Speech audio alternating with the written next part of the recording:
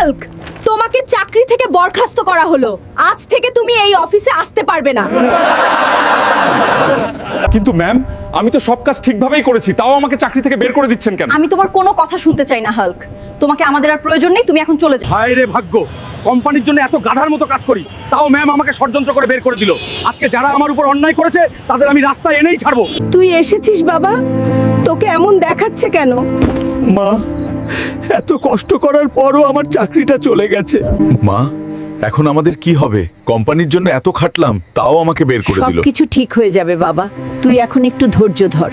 এই নে বাবা, আমার এই গয়নাগুলো বিক্রি করে তুই নতুন করে কোনো ব্যবসা শুরু কর। কিন্তু মা, এগুলা তো তোমার শেষ গয়না, এগুলো আমি নিতে পারবো না। তোর এগুলা নিয়ে চিন্তা করতে হবে না বাবা, এগুলোর উপর আমার কোনো টান নেই। কিন্তু তুই যদি কিছু করতে পারিস, সেটাই আমার সবচেয়ে বেশি খুশির কারণ হবে।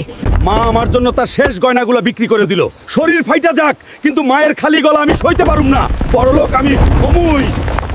যাই, এখন এই লাল চন্দনগুলো বাজারে বিক্রি করে আসি। আমাকে আমার ভাগ্য পরিবর্তন করতেই হবে। আর তোমরা যদি চাও আমি সবার মুখে উচিত জবাব দেই, তাহলে চ্যানেলটা সাবস্ক্রাইব করে পাশে থাকো। এই নে হাল্ক, এই পুরো টাকার বান্ডিল তোর। তুই যদি এইভাবে কাঠ বিক্রি করিস, তাহলে তুই তাড়াতাড়ি অনেক কোটিপতি হয়ে যাবি। জি চাচা, তা তো আমাকে হতেই হবে।